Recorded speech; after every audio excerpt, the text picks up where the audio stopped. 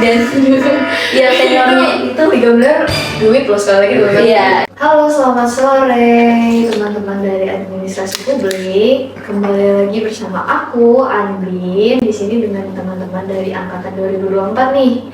Boleh perkenalan dulu teman-teman. Halo, nama aku Muhammad Berzaki Pratama dari kelas 3G Prodi Administrasi Publik.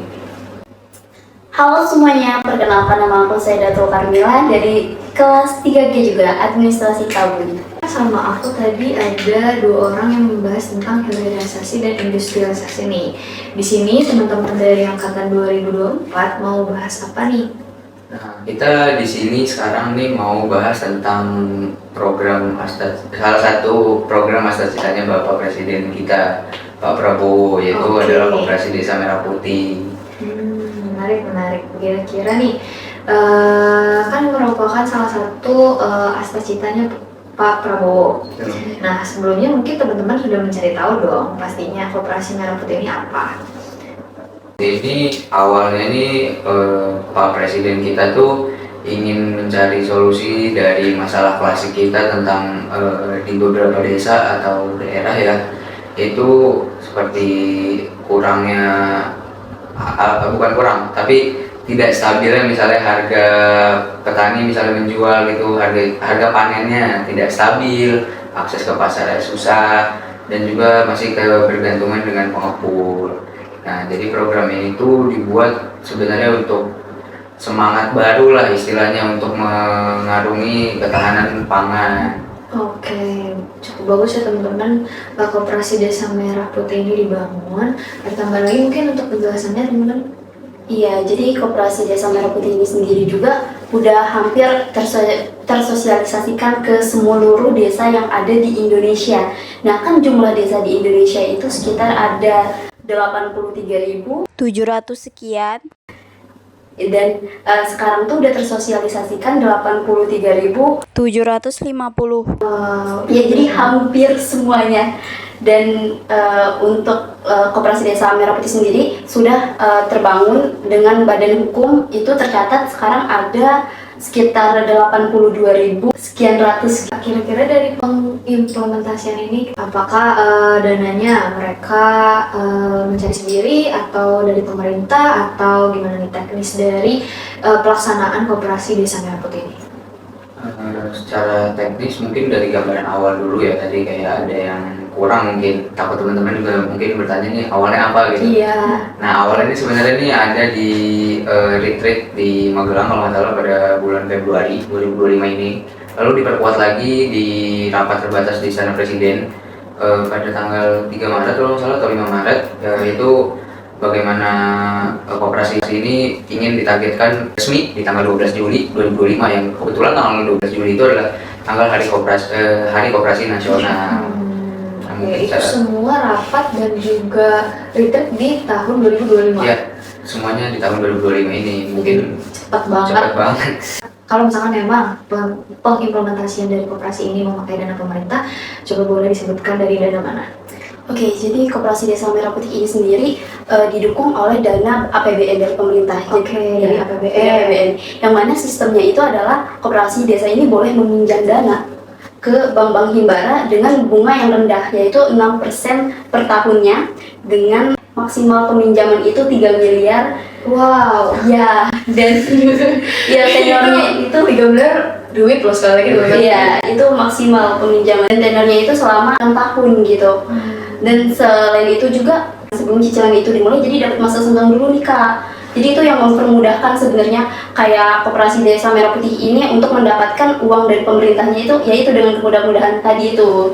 Cuma ya minusnya gini loh Kak, kayak pemerintah secara nggak langsung ngarahin kepada pemerintah desa untuk ngambil pinjaman tersebut, walaupun kalau misalkan pemerintah desanya itu nggak mau sebenarnya ya, karena pembayaran cicilannya itu langsung dipotong dari uang desa sendiri Kak.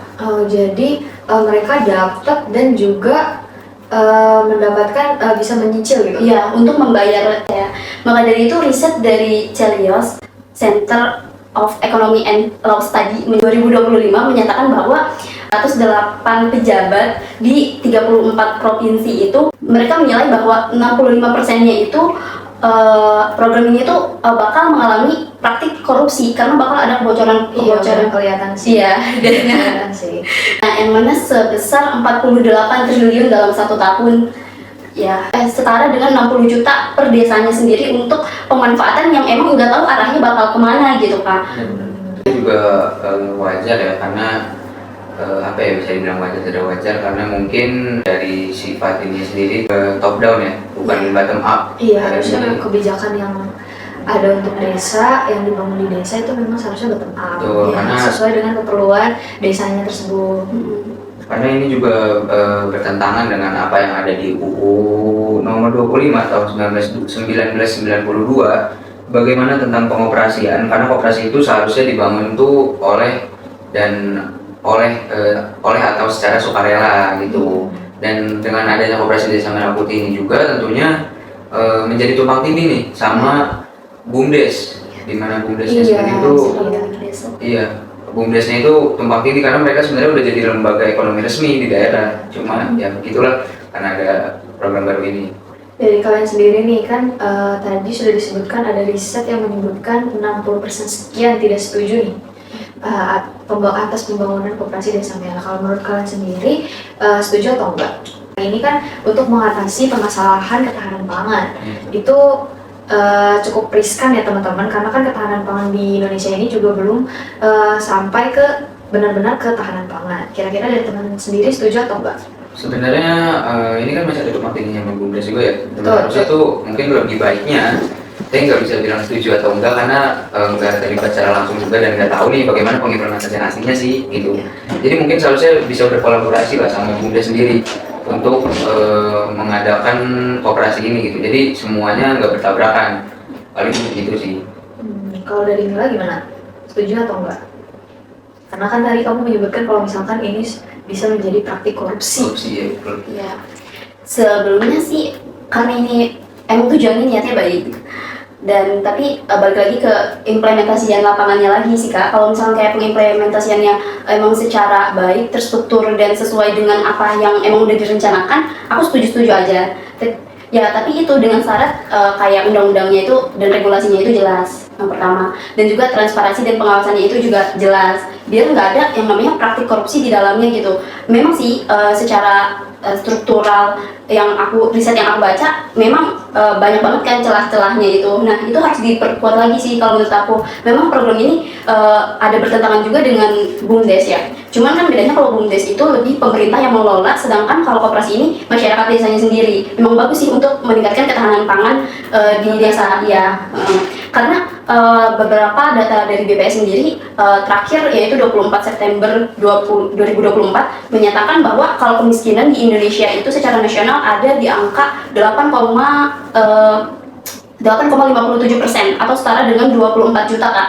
Nah, dengan kondisi kemiskinan di desa itu sebesar 11, sekian persen dan juga di perkotaan itu sebesar 6, sekian persen. Jadi ada kesenjangan atau gap gitu loh antara desa dan kota. Mungkin emang Pak Prabowo itu melihat dari emang ingin memperbaiki perekonomian di desa lewat koperasi Desa Merah Putih ini. Jadi sejujurnya aku setuju, hanya saja dengan syarat dua tadi itu. Ya karena memang kan seperti yang kamu bilang dengan meminjam dana dari APBN, terus juga mereka bisa menyicil gitu ya.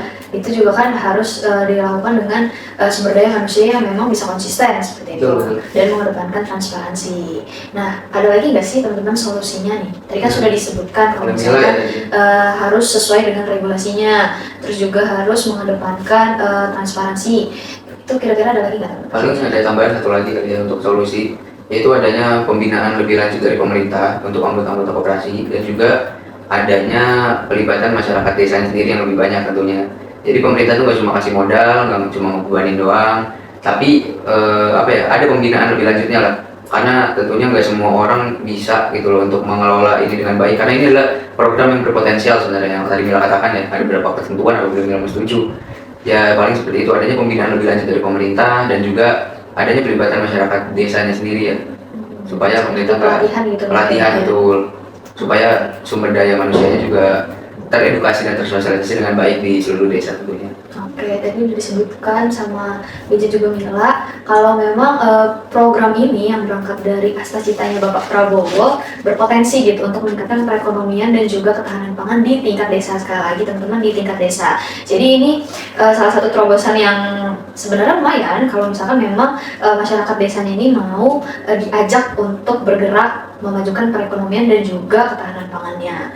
Tapi disclaimer dengan beberapa hal-hal yang dibilang tadi ya teman-teman, harus sesuai dengan regulasi, harus mengedepankan transparansi, juga mungkin dari pemerintah sendiri harus melakukan pelatihan atau pembinaan ke masyarakat pedesaan.